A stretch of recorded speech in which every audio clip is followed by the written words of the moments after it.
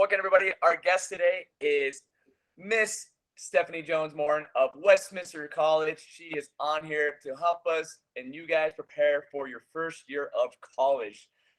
We went and talked to many college coaches and asking them what they wish they thought the athletes should know before entering their first year of college. And so this is that presentation today for you guys. And so welcome, Miss Stephanie. We're so excited to have you. Thank you. I'm very excited to be able to deliver this information. Really glad that, we came up with this idea and can hopefully help some of our athletes avoid some pitfalls, be a little bit more prepared so they can contribute right away. Good. And just to be perfectly transparent, this was actually all Stephanie's brainchild, and then she came up with this, and we just absolutely love it. And hopefully you guys can all prosper from this information. So without further ado, Miss Stephanie Jones-Morin from Westminster College. Thanks, Matt. All right, I'm going to open up and share my screen so that you can see just some slides that I prepared, especially because a lot of you are visual learners. Matt, can you give me an audio okay that's displaying? Perfect. Looks great. Okay. So I am the assistant volleyball coach at Westminster College here in Salt Lake City, and also a Club V coach for those Club V athletes. I know a good amount of you, but I've seen all of you play, and we just wanted to prepare you for the next level as best we can. And that includes providing kind of some insider information. If you would like to get this presentation, since this is being recorded, it'll be a little bit easier, but I mostly would encourage you to just listen and not worry about taking notes or anything, especially because not everything is going to apply to you individually. And so listen for what works. On this first slide, here's kind of just some main concepts that we're going to hit. First, starting with training and competing, then talking about college coaches specifically, school and lifestyle. We'll talk about some common pitfalls to avoid, and then where you can be an advocate for yourself. And were this a live kind of seminar, I would open the floor up for questions, but my contact information will be at the end. And also we'll share that with you so that you can feel free to reach out to me, personal email, school email, by text. If you want to try, Instagram DM or whatever. If you have questions, I want you to ask. One thing that inspired this idea was a player that we have on our team who I was talking to once last year. Actually, we were in van on a trip, and she was talking about how no one had ever explained to her what 5'1" versus 6'2" meant. Just no one had ever told her. And so people were just saying these mystery numbers, but they didn't have any context for her. And I was so happy that she was willing to ask the question. But it occurred to me that a lot of people have questions that they just were never, you can't know everything, especially when you are 18. And so we want to provide some information, hopefully, that you can know going forward and will be helpful to you as you go on to the next level. So, training and competing. First, a lot of you may be familiar with the concept of a cauldron, and a lot of coaches like this as a way of tracking points, keeping statistics, and developing intra-team competition. Typically, a cauldron keeps track of competitive drills where points are scored and compares players position within position. So setters are compared against setters, outside hitters are compared against outsides, but not necessarily against liberos, unless they are maybe talking about, for instance, passing percentage. And so the main thing to know about a cauldron is if you haven't run a cauldron before, can be a big distraction to a lot of players because they see all these numbers, and if it's not the environment that they came up in or trained in, they can seem really intimidating, very, meaningful that they may not understand, or it's supposed to provide clarity, but it kind of seems like it's behind closed doors. My main advice relative to a cauldron is if a cauldron is being kept, make sure that your individual statistics are correct, that, if they are saying, hey, you had 5 kills and 3 errors, but you only had 1 error, speak up, because a lot of times playing time will get determined based on that cauldron. But also do not let it be a distraction from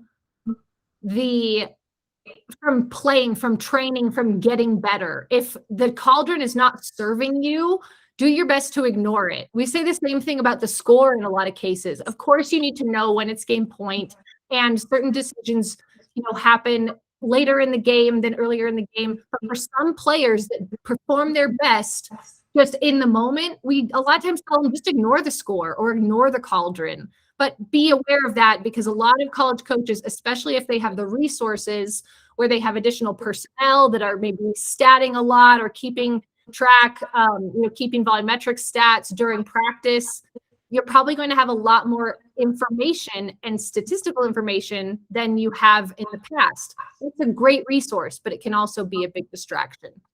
Can I ask a question, Stephanie, about that? Yeah. How many college coaches use the cauldron as a basis for playtime, but then at the last minute go with a different decision? And what should players do when that does happen? Because I've heard a few stories of that happening, with our current alumni. This is without actually knowing. I would ballpark it at maybe 30 to 40% of those that are using the cauldron for decisions, but then changing their mind last minute. And I get what you're saying. And people that like cauldron are usually very left-brained, analytical. They like cold, hard facts because they don't want to make emotional decisions, but they're also human beings that do make emotional decisions.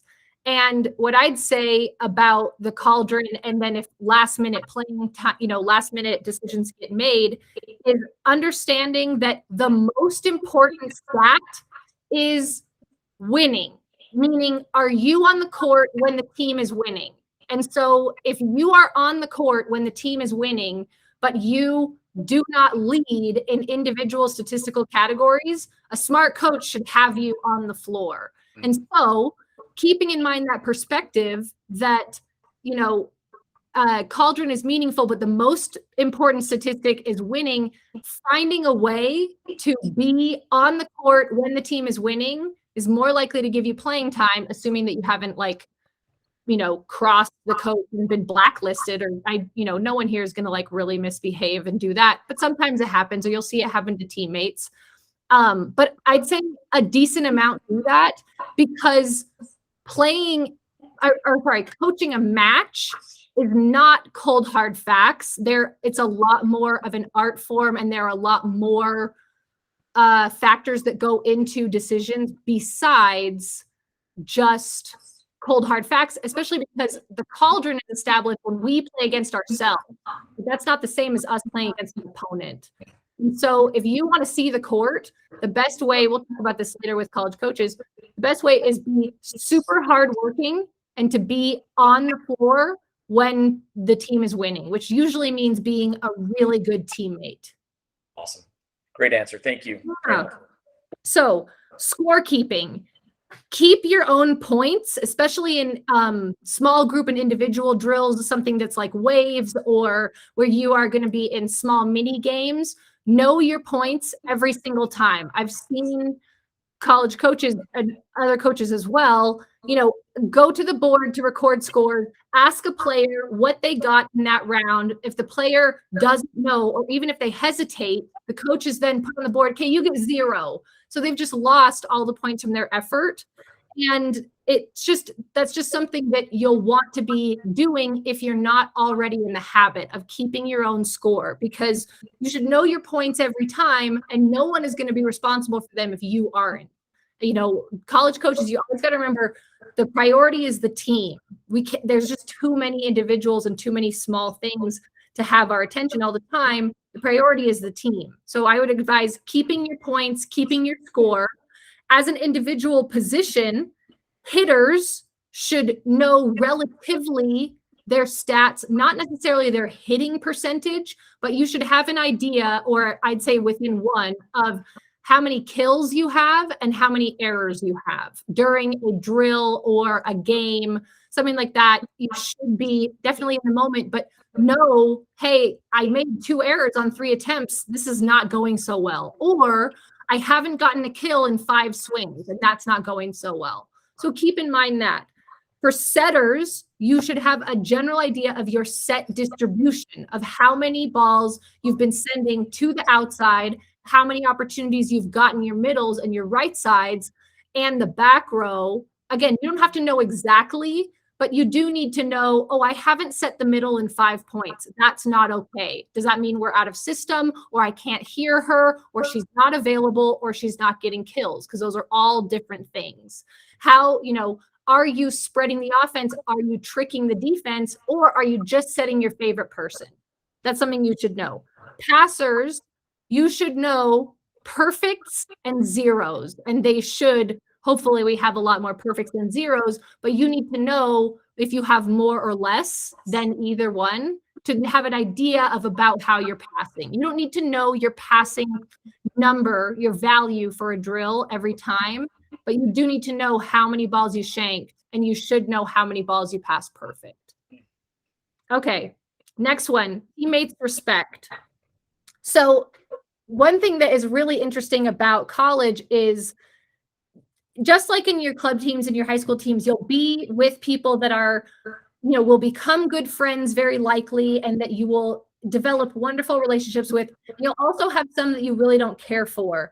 But the difference at college is that a lot of people are kind of developing and in some ways auditioning their adult personality for the first time. And so that can mean taking some risks, and basically the stakes are higher, and you are going to have some teammates that you don't care for, or are engaging in behaviors or actions that you don't agree with. But you must have a foundation of respect for all of your teammates, even those that you disagree with. And I want you to think about the idea of having a categorical relationship with this person, where we can be teammates and battle together on court, but we don't have to be, great friends off court. But you can't have no respect for them off court and then let that bleed onto your training environment.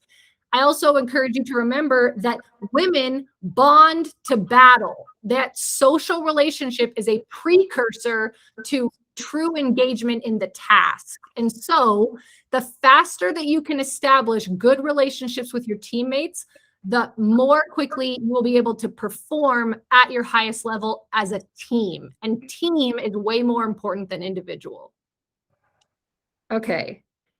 Plug and play. This is something that I know that the Club B people have gotten questions about, I've gotten questions about, which is, if you are a freshman that's coming in, or really any player that's coming in and are expected to be plugged into your college team's system and just perform, but are not getting very much feedback. You aren't getting training and development and working, on developing your skills.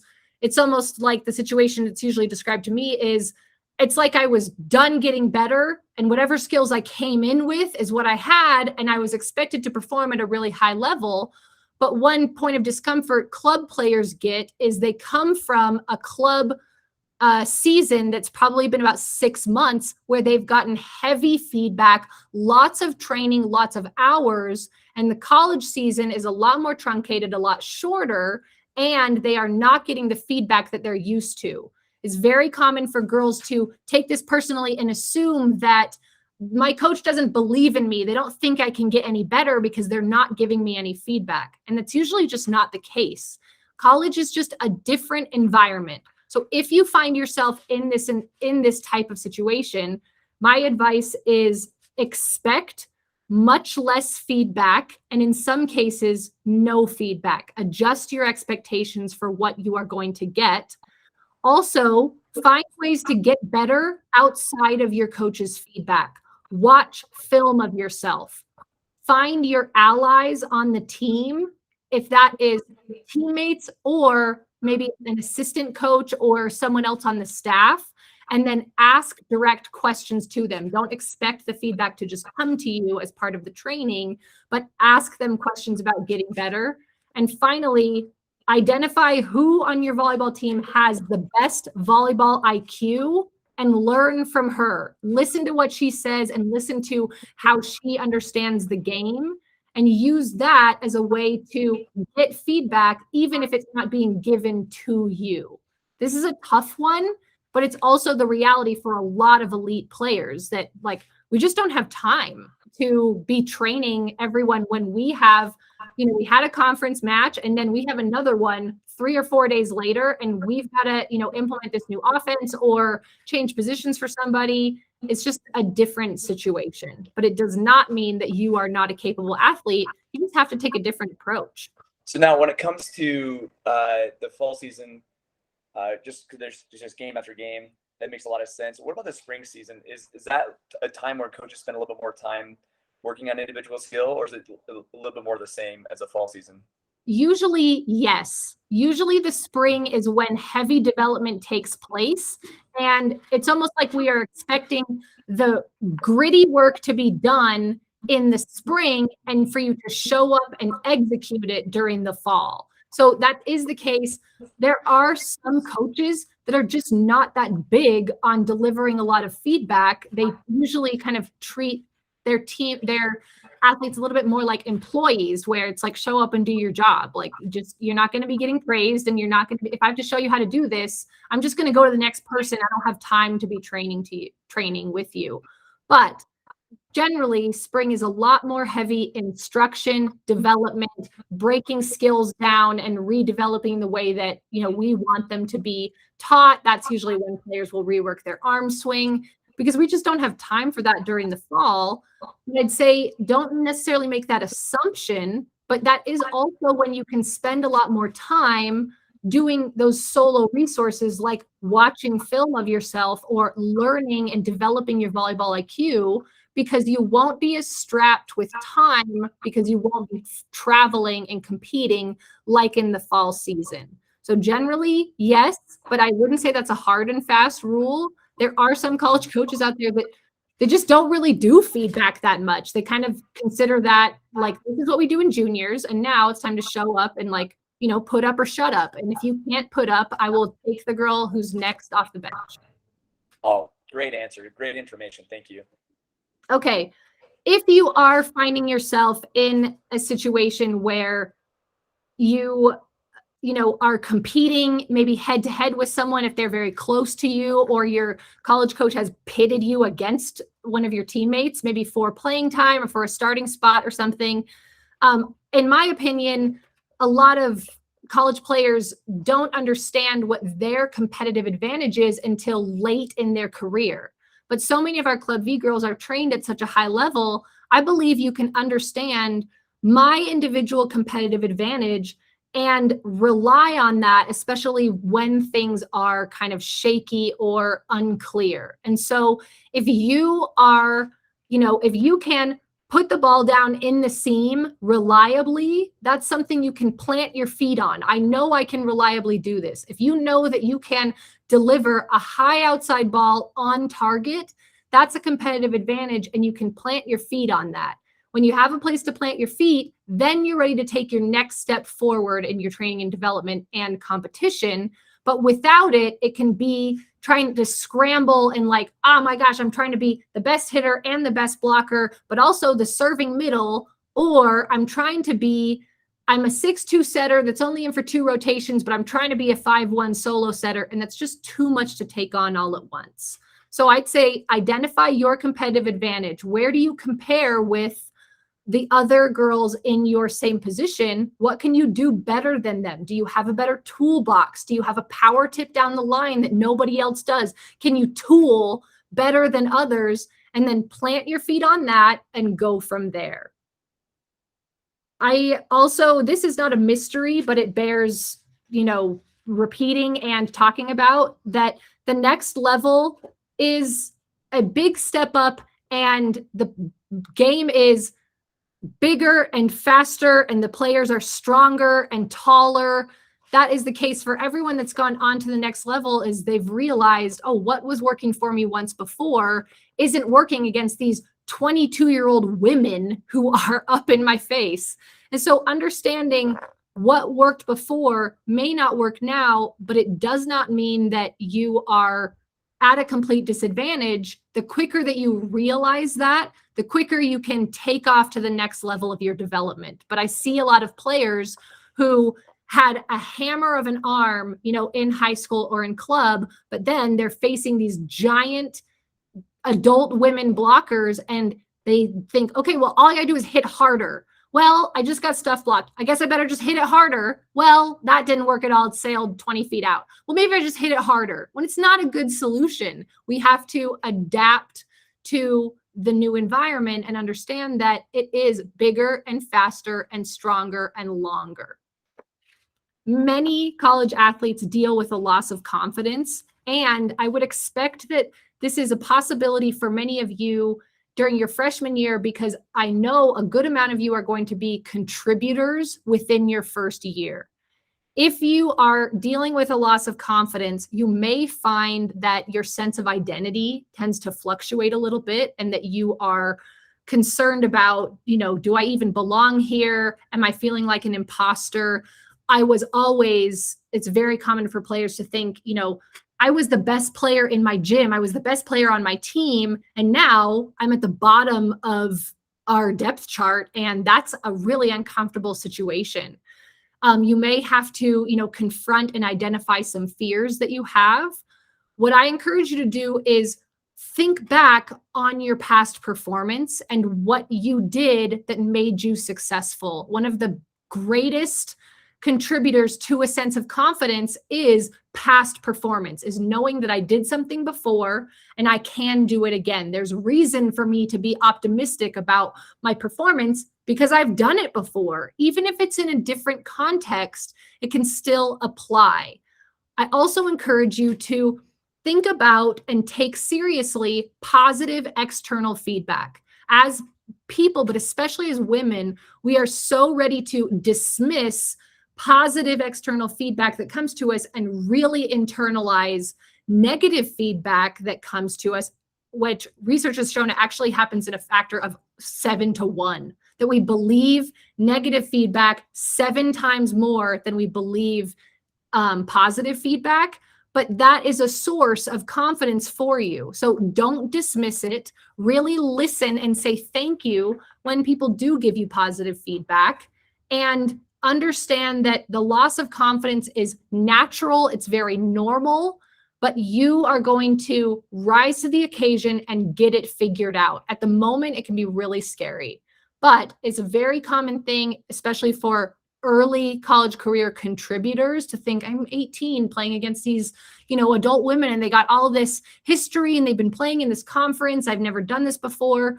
You have every reason and every right to be out there, and the team is relying on you, but there's also every reason for you to feel confident, even if you are not feeling it at the moment. You can get there. Final piece about training and competing is the idea of bench culture. While lots of you will be contributors, at some point, pretty much every player is going to find herself on the bench, whether it is through natural rotations, maybe you're being taken out in the back row, or you are one of 2 middles, or you are a serving specialist, or you're just not having that good of a game. You should be prepared for what bench culture means.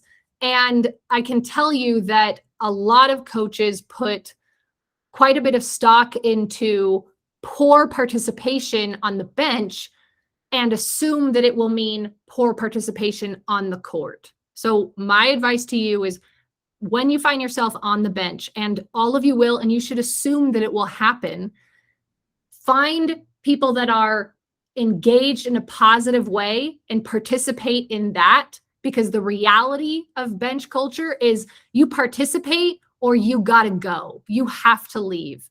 When it comes to team sports and team dynamics, there is no such thing as a neutral. You are either adding to the culture or taking away from the culture. If you are neutral, you're taking away. If you're not adding, you are not serving your team. And so if you find yourself on the bench, take a budgeted amount of time. My usual advice is 3 breaths to, throw a little fit and be mad only for the space of 3 breaths, and then get yourself together and participate or expect an invitation to leave. Because there are coaches that watch film of their benches to see who is participating, who is cheering, who is pouting, who is not participating, and not participating is a negative.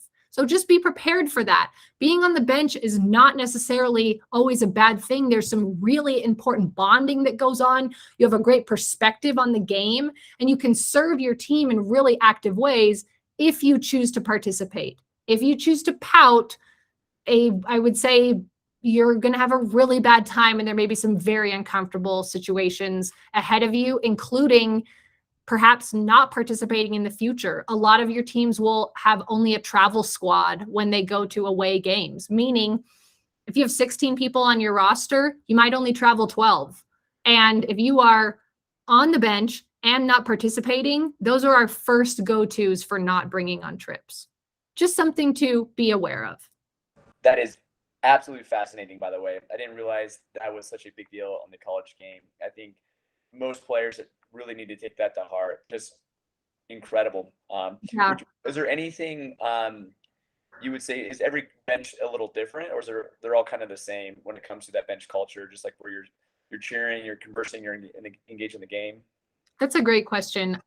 I've seen some differences, but it's generally the same. The biggest difference is in the level of volume. And if you're at a very loud bench, then your best strategy is to blend and to contribute and to, be loud. The really tricky part is if the bench culture is not loud, but that's how you are naturally, or the team has said, hey, we need more cheering. All the time we hear on-court players say, I need more volume from the bench. We need more from the bench. And the bench is like, why should we care about any of this? We're sat. But what a terrible way to try and be a contributor. What an awful strategy for trying to get what you want. Thinking about what you want, which is, it should be playing time. It should be whatever serves the team the best.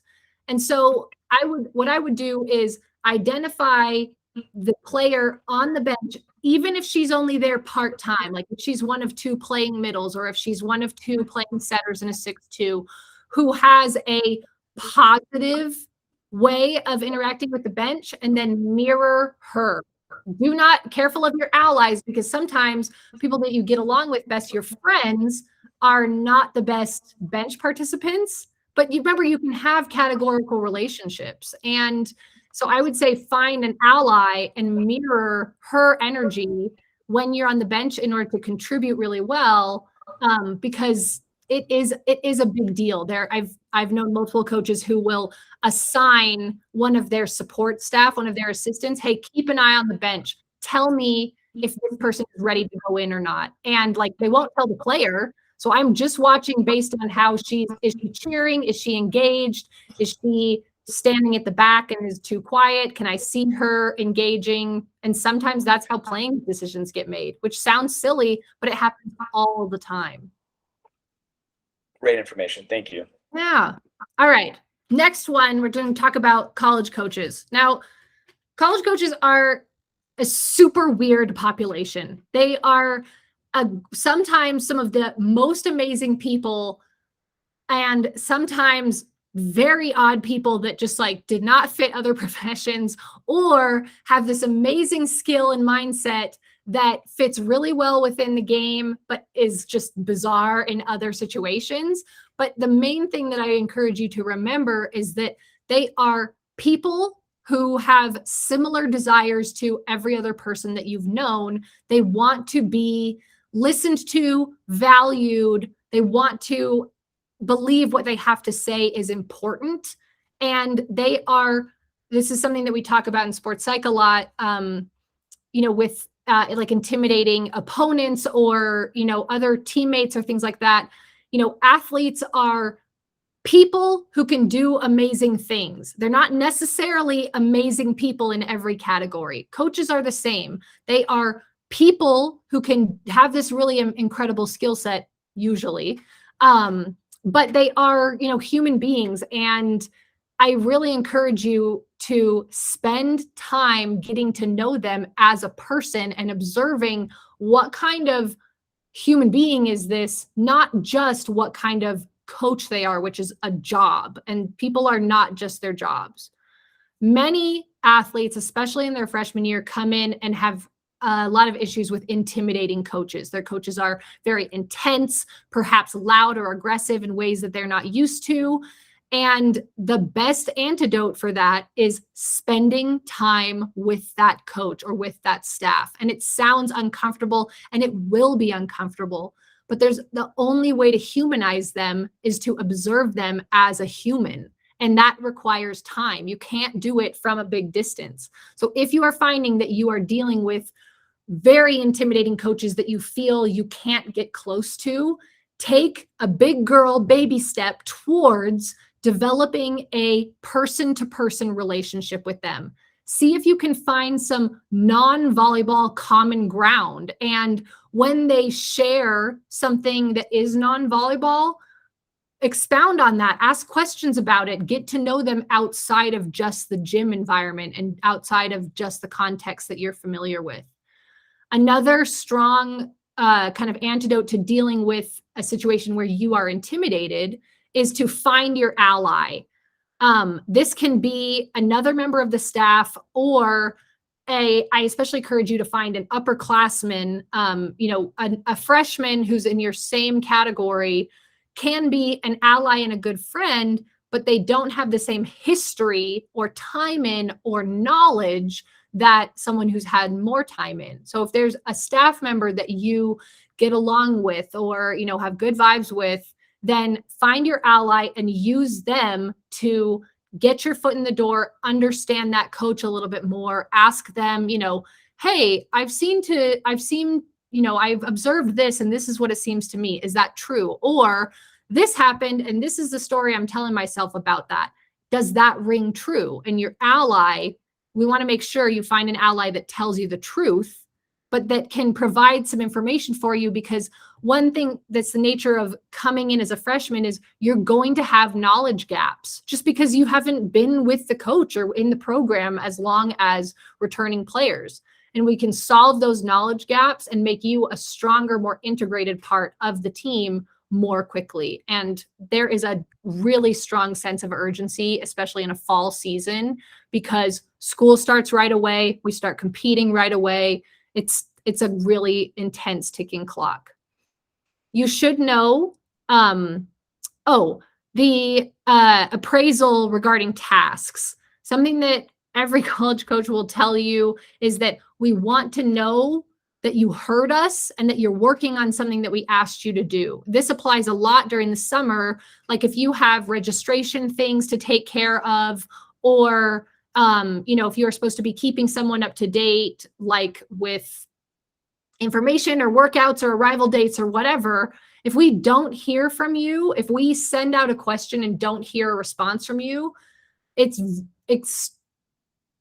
pretty much a guarantee that the coach will interpret that as your level of investment. So if we are not hearing from you for a while, it starts to, make it seem, how committed is this girl? Is she really serious about it? Is she taking what I have to say seriously? And does that mean she's not reliable? So when you have pending tasks, you don't need to finish something the moment that it gets assigned to you. We do understand that you have other things going on, but my advice is acknowledge that you've received that communication. Like if your coach says, hey, what time are you arriving here? And you don't know yet, let them know, hey, I got this. I'm still figuring it out. I heard you and I'm working on it. But just ghosting them until you have the information or giving yourself the opportunity to forget about it is a bad move when it comes to college coaches.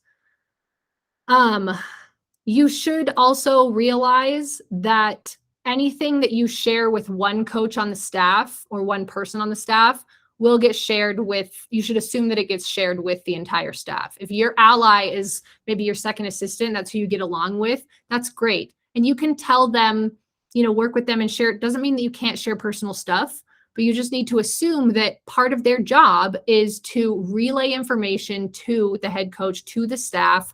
And that's not necessarily a bad thing. It's just an assumption you should be aware of.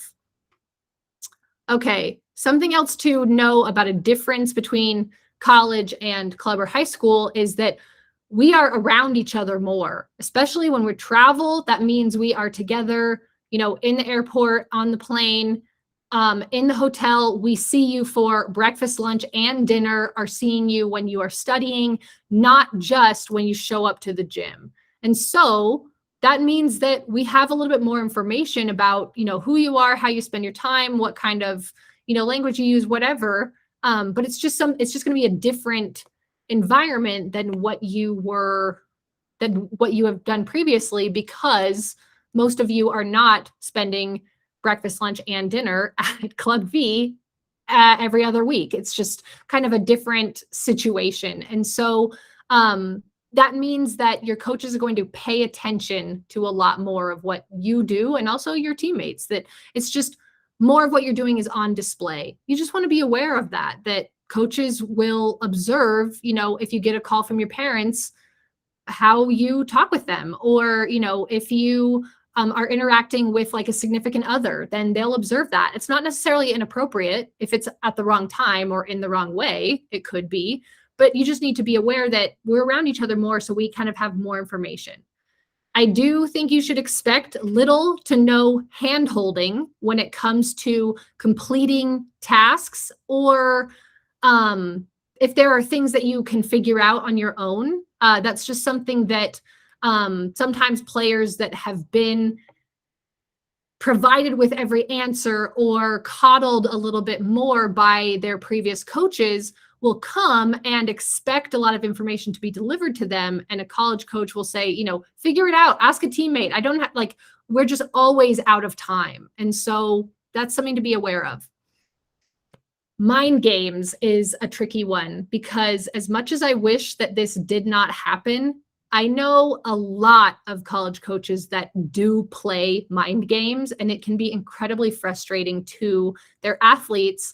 And what I can tell you about that is that you should understand that it may be happening. And I really wish that it wasn't, because it's not an effective way to evaluate a person's skills, but I don't get to choose that for everybody. I do know a fair amount of coaches who do this.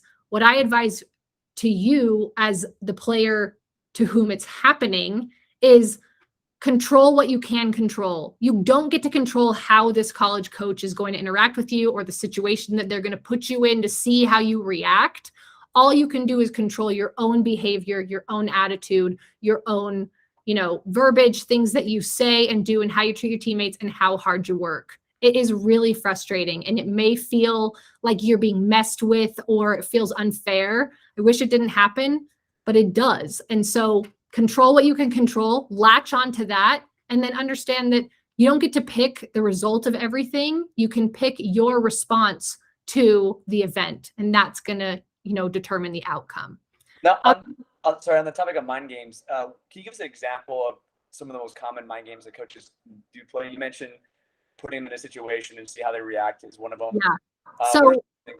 Yeah. So something that I've seen a lot is taking usually like a best outside hitter or a best setter and putting her on a team with few resources or other good players to see how she reacts when she doesn't have her, normal level of skill or level of competence. It's oftentimes like a test of leadership.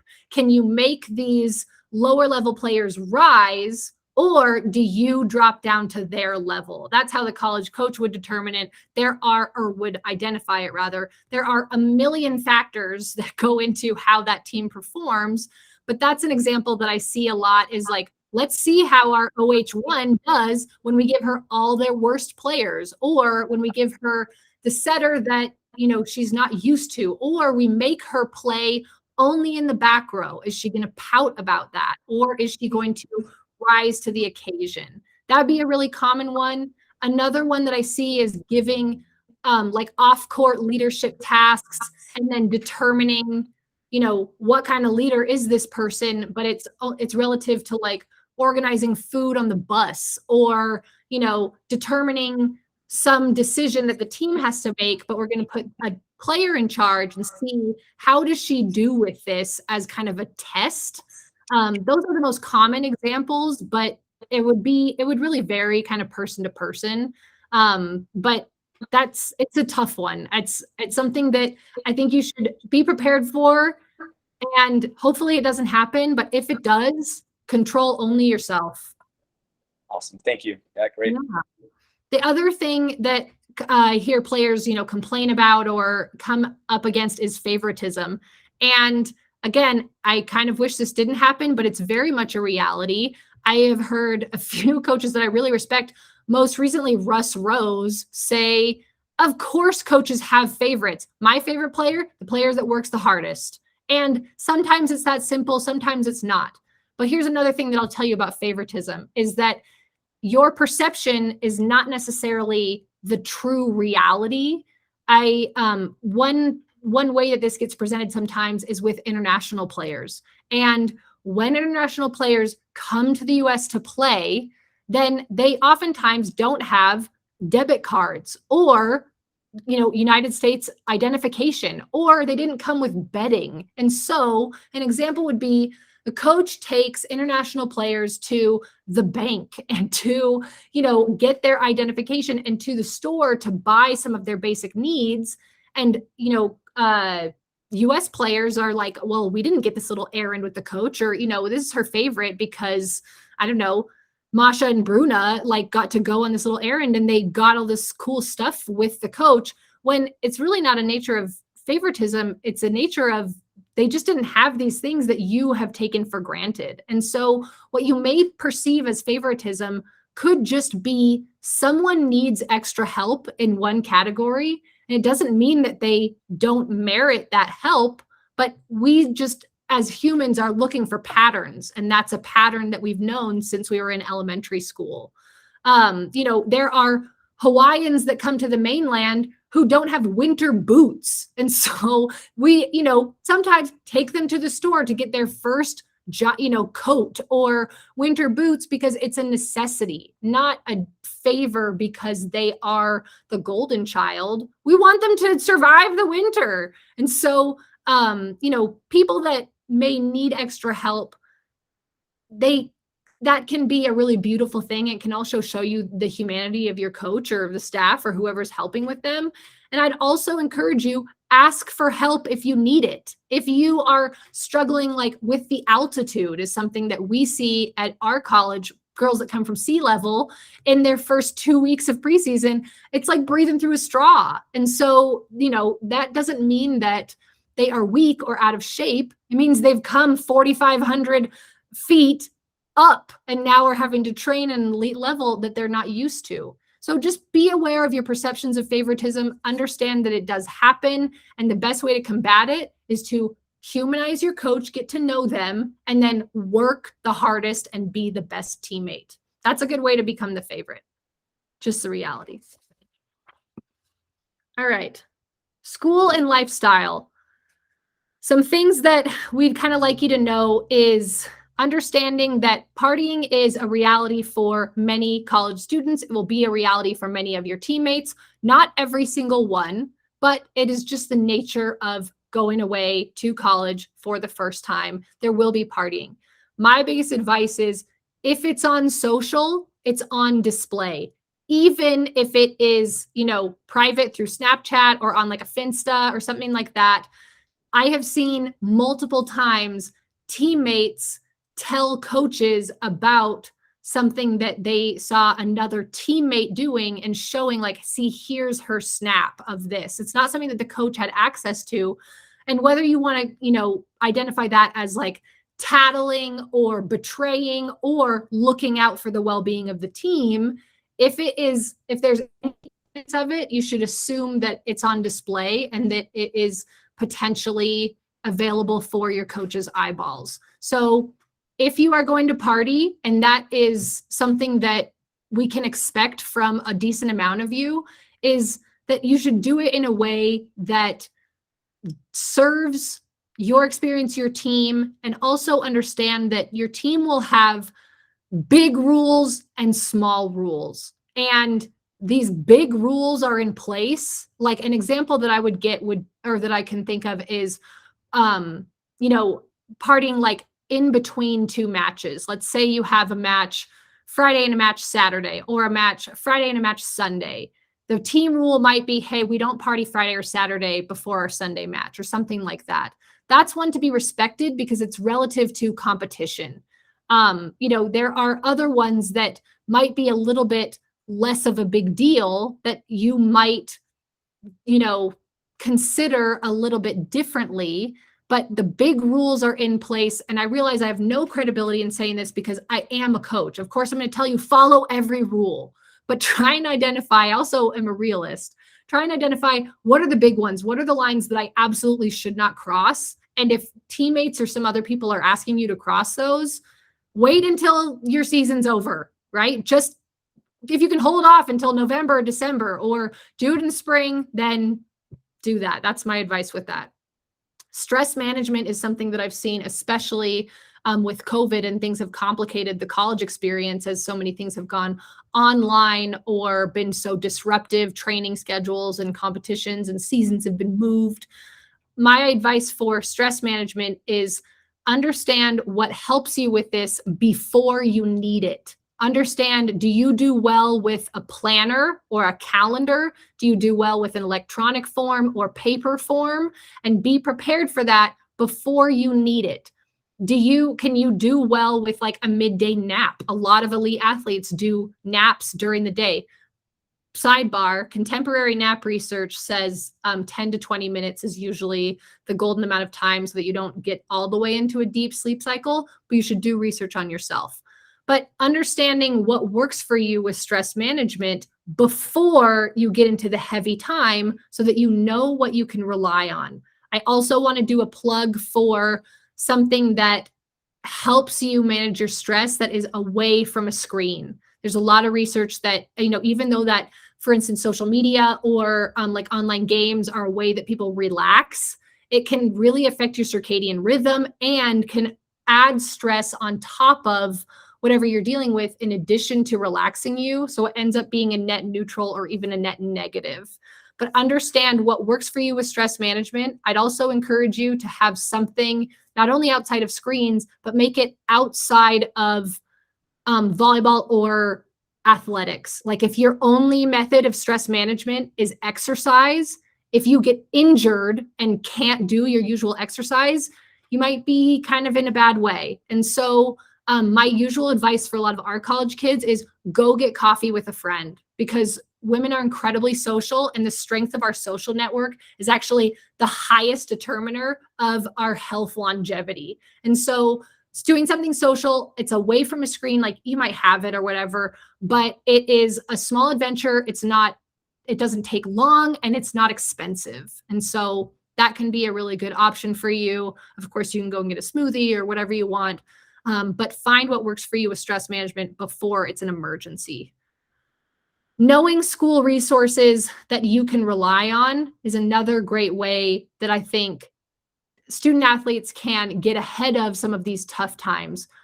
I would advise all of you to know where your counseling center is before classes start. Like find where it is or understand where it is on campus, even if you don't visit it.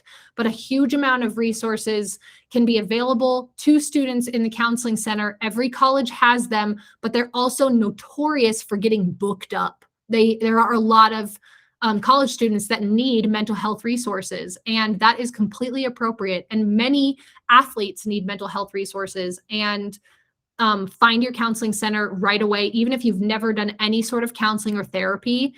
And you should maybe also ask if they have emergency appointments. That's something that we've been able to utilize a couple of times, where they'll keep a couple of slots open each week that you can't book because they keep them open for emergencies, seeing if that's an option for you. Finding tutoring resources, unless it is explicitly told to you, hey, here's our one for athletics. Academic advising, my advice for that is, if you get a bad match, if you are matched up with someone who is supposed to be your academic advisor, but they are just not helping you out or you don't vibe well with them, find another one. There's going to be more than one available, and that's going to be a huge determiner of your college academic career. So don't just take what's handed to you with academic advising if it's not good. Find a writing center. If there is only tutoring available, that's fine. There should be some relative to writing, but this is an academic trend in college nowadays, is for teachers to be particularly harsh when it comes to academic writing. And that can be a way that students lose a lot of points that they could have solved by just having someone at the writing center edit their paper or tell them about how to cite things appropriately. Like I'd say find it before you need it and know where it is. If you get your first grade on your written assignment and it's not what you want, it's not going to get easier. It's going to get harder, and the expectations are going to get higher. Also, a lot of college campuses have subject-specific labs or centers. So very common to have a math lab, a chemistry lab, or chemistry biology. There are some colleges that have an accounting lab or one for like computer science and coding. And that's just a resource that you should know about and can be a great way for you to drop in and get help that you don't have to seek it out or it's too late. And then I needed help on this thing. Like, find out what your school resources are. All right. Here are common pitfalls that I've seen, other coaches that I know have seen, and what we want to give you a heads up about. Number one is underestimating the amount of time that school is going to take. I had a student who was from California who came and was failing my class because he just wasn't turning anything in. And he would come to class and he seemed like a really nice guy. And I just couldn't understand, why aren't you doing your homework? And was talking to him about maybe mid to 60% of the way through the semester saying, hey, you're in danger of failing this class if you don't turn in some of this stuff. Let's come up with a plan for how to do it. And he was really grateful for that. But then he told me, to be honest, I wasn't very well prepared for college. I thought it would be like an hour of work a week and that I didn't really have to go to class that much, which just made my jaw drop on the floor. And I don't know who told him that, but I felt so sorry for this kid. And he actually did end up failing that class, but he had just underestimated the amount of time that school would take. I don't want you to fall into that trap. I also want you to understand that you will have a different experience than non-athletes at your same school. Sometimes, fall sport athletes, volleyball players come in and assume that they'll be able to go to every football game. And that's just not the case when you are also competing in a fall sport. You will have a different experience. You'll have, in some ways, a better and more enriching experience than other students that are not athletes, but the demands on your time will be greater and you will not get to go to absolutely everything that there is. But if you think, oh my gosh, my best friend is going to college, but they're not playing volleyball, your experiences are really going to differ. And just knowing that that is the case should help you with some discomfort.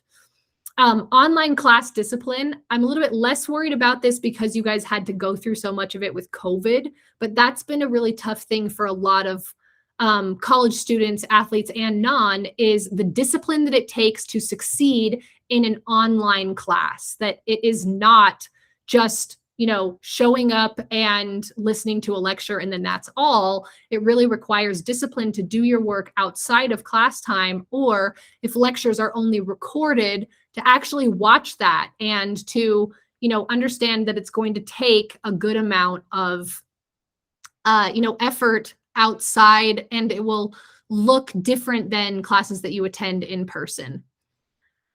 Waiting to deal with academics for too long is another common pitfall. Sometimes athletes, or really students, will assume that it's coming up on finals week, I can get some extra credit, or I can solve this within a week's time. And that's just not the case. And so advocating for yourself for what major you want, what classes you want to take, and getting allies and people that can help you in terms of academics is a pitfall that I see that I don't want to happen. Over partying, particularly in your first semester, you're new to college, you're, getting out there and experiencing it and some fun things are happening. but to the detriment of your academic performance and your athletic performance. Not going to class is a crazy pitfall that happens a good amount, and you will have to miss some class to travel, very likely. But then missing, because you'll already be missing for volleyball, missing on top of that is, assuming that it's within your control, is just a mistake. Not engaging with your teammates. This I see with a lot of use of like headphones and, phones and things like that, is missing opportunities to develop relationships and to connect with your teammates. That's a pitfall that I see that really results in a negative experience for a lot of athletes. And it's super important for not just female athletes, but volleyball players in particular, because it's such a social sport. Not building relationships with coaches and teammates. So not engaging with them, but establishing a relationship that is not only on court. That's a pitfall that I believe you can avoid if you will just spend some time and be kind of mindful when you are with those other people. And then finally, detracting from the bench, not participating or being quiet or not ready to go in, not following the game. If you go and sub in for someone, you should know where they are on the court. That kind of stuff takes away from the bench and is a pitfall that we'd love to see you avoid. Okay. Last thing is where you should be an advocate for yourself, where you should not just take whatever happens to you, but that you should speak up and work to get what you want. First is with your major. There are some coaches out there that would love for all of their athletes to be communications majors because those classes fit well with our practice schedule and there's never any conflicts. And that is a hilarious reason to pick a subject that you will be studying for 4 years just because it's convenient for someone else's schedule.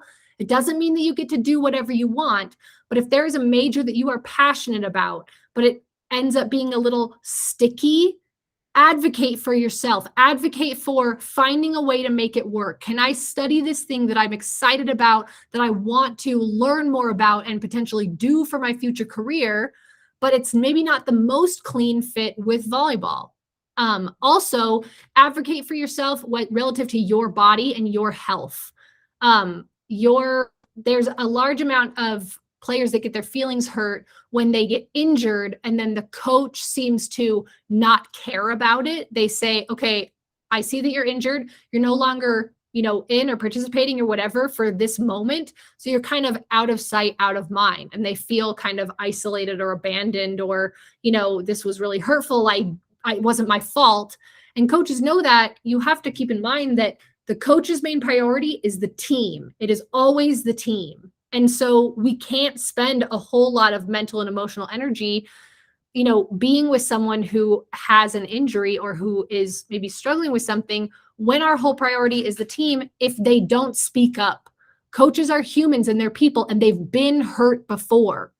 So when it comes to your body and your health, make sure that you speak up, advocate for yourself, and, make sure that you let your coach know what they need to know. Don't assume that they have any information. No, hey, I'm limited in this way today at practice, and I'm saving my shoulder for our matches this weekend. Or, hey, I can't go, I can only jump 50%, or I can only play back row today. I can't jump serve, whatever it is. And they might, give you kind of a bad reaction, but you don't get to control that. All you get to control is yourself. Make sure that you are an advocate for your mental and your emotional health. This is something a lot of coaches are not skilled at observing, and they need to be told.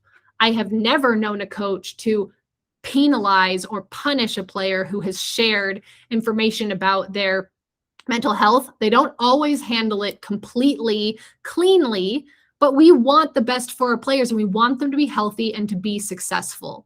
But we cannot make assumptions, and a lot of people are poor at reading what is going on with those that are mentally or emotionally struggling. Give them the information. There's no such thing as too much information, and we want to work with more. It's way easier for us to work and make adjustments with more information than with less. And then finally, If you have knowledge gaps, if there are things that you just don't know, or I don't know how this works in this system, I don't know this footwork, I don't understand how to make the ball move that way, speak up about that and you can get the problem solved. If you are hoping that eventually you'll arrive at the answer through observation and trying enough stuff, it's going to be an incredibly slow process when you could have asked 1 or 2 questions and started work on it. It does require a little bit of humility, but that is a way that you can advocate for yourself and start contributing in an even more meaningful way. All right. If this were live, Matt, I don't know if we have people on here now that are interested in asking questions, but if not. Yeah, I think what would be great is can you share your email in case they have questions they want to Yes. email? Oh, perfect. There it is. That's my contact information. If you happen to be listening to this, my phone number is area code 425-463-6553. You can text me or call, although I've never known a person your age to actually make a phone call. But just in case you are, embarrassed about it or don't know or are listening to this as a recording and you just want some extra help, that's what I would love to do. I would love for, some player who never got told what a 5-1 is to be able to go into her college gym and know what it is and not have to risk humiliation of asking that in front of teammates, lest she be judged. Well, we want to just thank from Club V and for the entire college basis for coaches, everything has been absolutely fantastic and hugely informational and informative. It's just awesome. I wish every single athlete going to college has this information. So thank you, Stephanie, so much for joining us today and presenting this information. It's just fantastic. Yeah. Also, I will really quick plug those of you that are going to 2-year institutions. Oh, yeah. If you want to transfer and come back to Salt Lake City, we've had a bunch of Club V kids that have been really successful. We have a great school, high graduation, high job placement. That's, tongue in cheek, but also I'd love to talk with you. Thanks so much, Matt. Yeah, thank you, Stephanie. Yeah.